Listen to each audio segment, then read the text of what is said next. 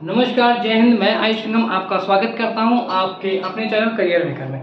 Friends, आज हम लोग का टॉपिक जीएस कह सकते हैं कि जीएस को रिलेट कर रहा है।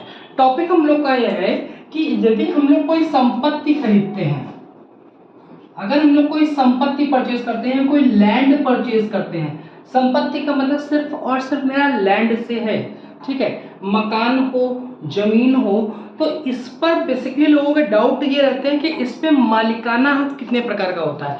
एक कल परीक्षा में प्रश्न आया था कि संपत्ति पर मालिकाना हक कितने प्रकार का होता है। ऑप्शन था 1, 2, 3 और 4। तो इसका जो आंसर है गुरु वो है 2। ठीक है, देखो कैसे समझो। इसका आंसर तो तुम समझ लो 2 प्रकार का है। ठीक, संपत्ति पर जो मालिकाना हक होता है वो कितने प्रकार का है? 2 प्रकार का होता है। देखो, मान लो आपने ये एक लैंड परचेज की, एक जमीन परचेज की। संपत्ति जब भी हो आपकी इन्वॉल्व होगी कहीं, तो उसमें 2 विभाग इन्वॉल्व होते हैं, 2 डिपार्टमेंट इन्वॉल्व होते हैं। आपने एक जमीन खरीदी, मान लो ये जमीन आपको पड़ी 5 लाख की। ठीक, तो सबसे पहले आप क्या करोगे? संपत्ति की रजिस्ट्री कराओगे। जो कहते नहीं हो लिखाई में लाख रुपया लग गया, तो लिखाई जिसको कहते हैं, जिसको हम क्या कहते हैं, जिसको हम रजिस्ट्री कहते हैं या फिर जिसको हम लिखाई कहते हैं। ठीक है, एक तो ये विभाग इन्वॉल्व होता है। रजिस्ट्री करेगा तो रजिस्ट्रार डिपार्टमेंट करेगा। कौन सा करेगा? रजिस्ट्रार विभाग करेगा। क्लियर है? कौन सा विभाग करेगा? तो मेरे भाई रजिस्ट्रार करेगा, रजिस्ट्रार करेगा। क्लियर है?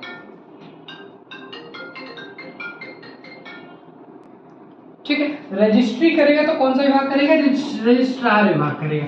यानी पहला विभाग हमारा कौन सा इन्वॉल्व हो गया? तो रजिस्ट्रार विभाग इन्वॉल्व हो गया।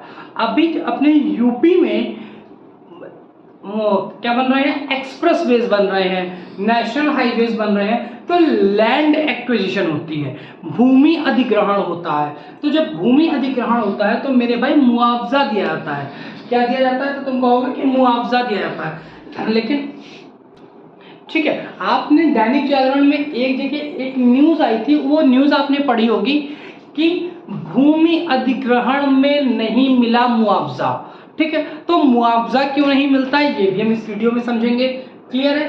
संपत्ति में मुआवजा मिलने की कंडीशंस क्या क्या होती हैं, क्यों नहीं मिलता है, किसको मिलता है, किस कंडीशन में मिलता है, सब समझेंगे।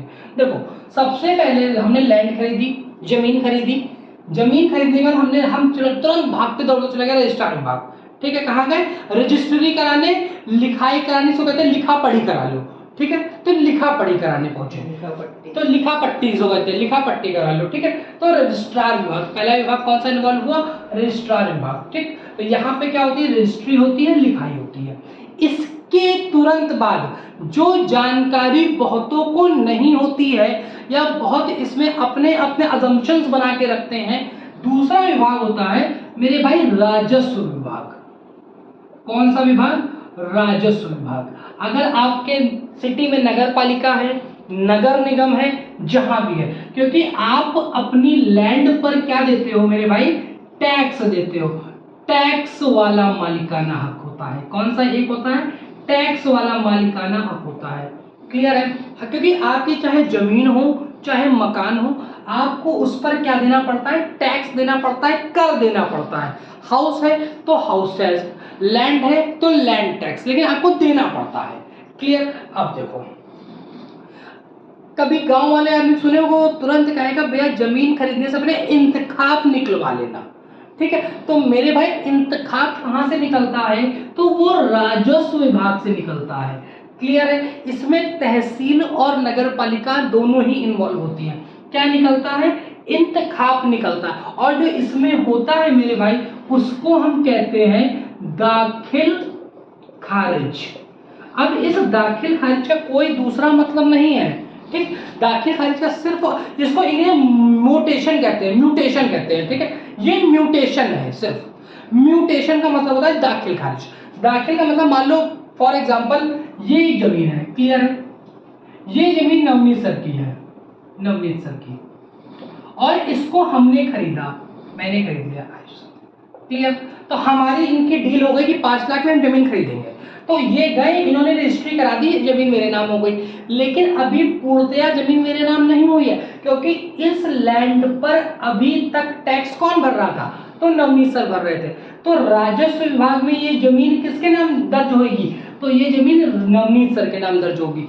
और सुनो, जब हम राजस्व विभाग जाएंगे तो हम कहेंगे कि मेरा नाम इसमें दाखिल करो, और जिसकी वो जमीन थी यानी नवनीत सर का नाम इसमें से खारिज करो। तो बस इतनी ही प्रक्रिया को दाखिल खारिज या फिर म्यूटेशन कहते हैं।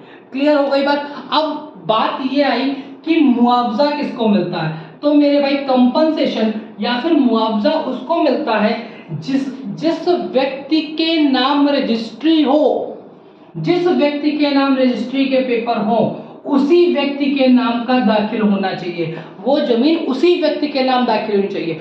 और ये सरकार के दो अलग अलग विभाग हैं। और एक बात मैं आपको जानकारी के लिए बता दूं कि सरकार जब भी जमीन के मालिकाना हक को उठाती है तो वो रजिस्ट्री पेपर को इग्नोर करके चलती है, वो सीधे सीधे राजस्व विभाग से उस जमीन का दाखिल मंगवाती है कि इसका दाखिल किसके नाम पे है।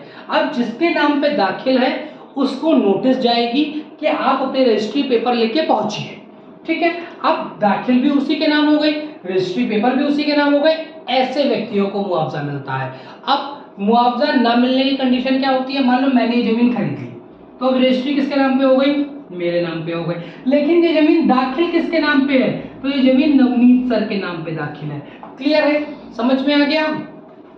तो अब ये देखो दोनों में डिफर आ गया ना, पेपर सेम नहीं बने, तो जब पेपर सेम नहीं बनते हैं तो ऐसे केसों में हमारा मुआवजा क्या होता है, रुक जाता है, फंस जाता है, रुकता नहीं है, बेसिकली मिलता ही नहीं है। उस जमीन को सीधे एक्वायर करती हैं, क्योंकि अगर वो नवनीत को देने जाएंगे तो उनके नाम रजिस्ट्री नहीं है, अगर वो हमको देने जाएंगे तो मेरा नाम तो दाखिल ही नहीं है, तो वो लैंड सीधे सीधे किस में जाती है, वो डिफॉल्ट लैंड में चली जाती है और वो सीधे सरकार उठा लेती है उस जमीन को। समझ में आ गई ये पूरी कहानी।